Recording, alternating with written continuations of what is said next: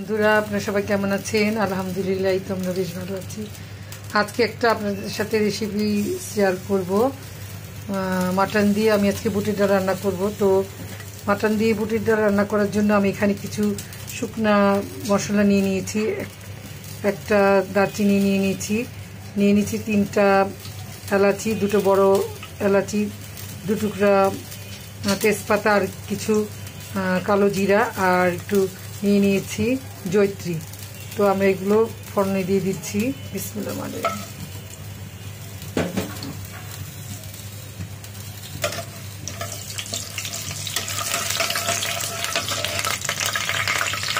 আর এখানে দিয়ে দিব 1/2 কাপ পরিমাণ কুচানো পেঁয়াজ।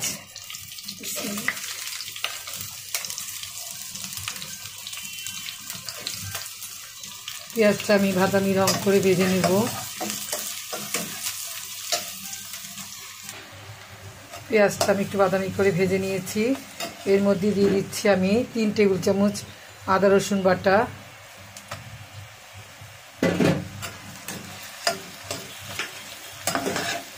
বুটের ডাল দিয়ে এই খাসির মাংসটা আমি খুব পছন্দ করি, একটু ভিন্ন স্টাইলে রান্না করছি।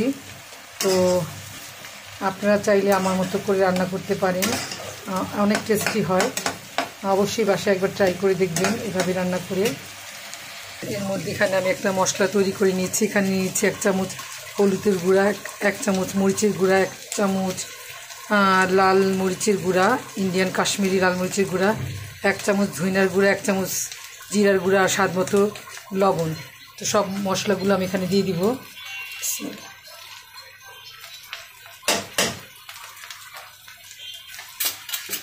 এখন ভালো করে নেড়ে চেড়ে কষিয়ে নেব।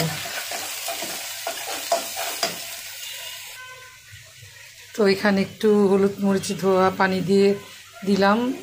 তারপর ভালো করে মশলাটা আমি কষিয়ে নেব।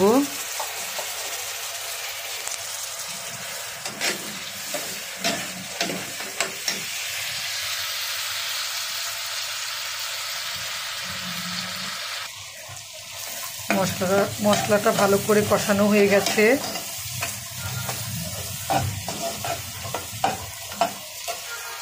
আর এখানে আমি মাটন নিয়েছি 500 গ্রাম। তো এখানে আমি কষানো মশলার মধ্যে মাংসটা দিয়ে দিচ্ছি।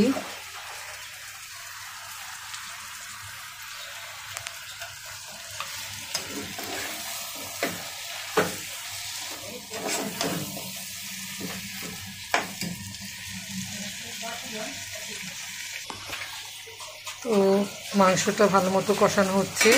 তো এর মধ্যে দিয়ে দিব আমি কিছু মিষ্টি মৌরি,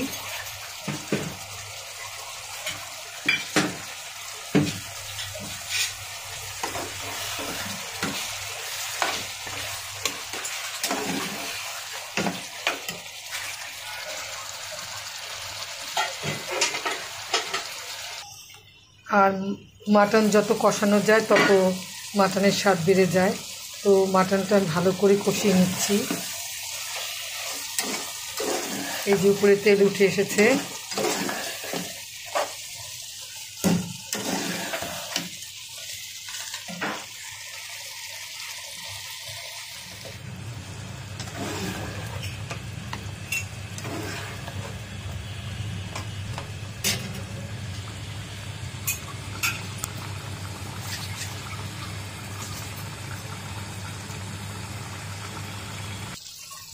আর দিয়ে দিচ্ছি গরম মশলার গুঁড়া। একদম মাংসটা ভালো মতো কষানো হয়ে গেছে।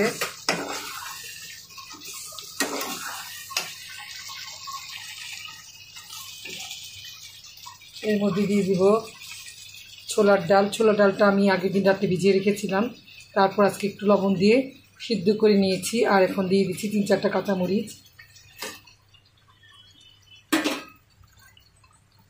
এখন সবগুলো একসাথে মিশিয়ে নিব।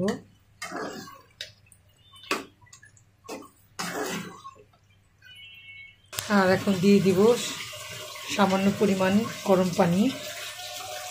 তো মাখামাখাই রাখবো। আর ডালটা যখন ঠান্ডা হয়ে যাবে তখন জমে যাবে, সে কারণে একটু মানে ঝোল ঝোল থাকতে নামিয়ে ফেলবো।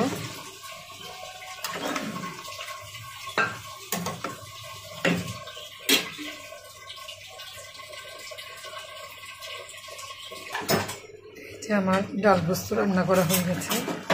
এখন আমি নামিয়ে দেবো। নামানোর আগে আমি একটু ঘি দিয়ে দিব, 2 চামচ ঘি দিয়ে দিব। এতে মাংসটা আরও সুস্বাদু লাগবে খেতে। আর দিয়ে দিব ধনিয়া পাতা আর পুদিনা পাতা। আপনারা এইভাবে বাসায় অবশ্যই ট্রাই করবেন। কেমন হলো রান্নাটা অবশ্যই কমেন্টস করে জানাবেন।